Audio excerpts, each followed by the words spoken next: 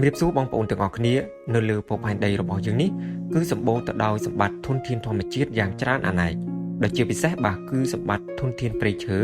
ដែលបណ្ដាប្រទេសខ្លះបាទមានព្រៃឈើច្រើនហើយបណ្ដាប្រទេសខ្លះទៀតនោះក៏មានព្រៃឈើតិចជាដើមក៏ប៉ុន្តែបើយើងនិយាយជារួមគឺនៅលើភពផែនដីរបស់យើងនេះគឺមានសម្បត្តិធនធានធម្មជាតិព្រៃឈើពិសេសគឺព្រៃត្រូពិកឬព្រៃរងទឹកភ្លៀងធំជាងគេបំផុតដែលជាធនធានដ៏សំខាន់បំផុតមួយសម្រាប់ទ្រទ្រង់ជីវិតរស់នៅទាំងឡាយនៅលើភពផែនដីរបស់យើងនេះតើបងប្អូនដឹងទេថាព្រៃឈើត្រូពិកដែលធំជាងគេនៅលើភពផែនដីរបស់យើងនេះ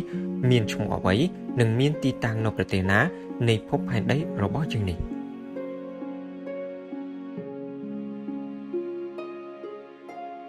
ជំរាបសួរបងប្អូនទាំងអស់គ្នាតោះដើរលេងសូមនាំអារម្មណ៍បងប្អូនទាំងអស់គ្នាបាទមកស្វែងយល់អំពីព្រៃឈើត្រូពិកបាទដែលធំជាងគេបំផុតនៅលើភពផែនដីរបស់យើងនេះនោះគឺព្រៃ Amazon ព្រៃ Amazon ដែលជាព្រៃធំជាងគេបំផុតនៅលើភពផែនដីរបស់យើងនេះគឺមានទីតាំងស្ថិតនៅទ្វីបអាមេរិកខាងត្បូងបាទដែលគ្របដណ្ដប់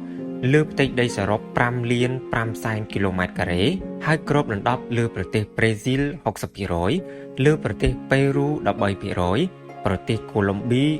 10% និងបរិមាណ 17% ទៀតបាទគឺស្ថិតនៅក្នុងដែនដីប្រទេសបូលីវីប្រទេសអេក្វាដ័រដែនដីហ្វ្រង់ហ្គាណាប្រទេសហ្គីយ៉ានប្រទេសសូរីណាមនិងប្រទេសវេណេស៊ុយអេឡា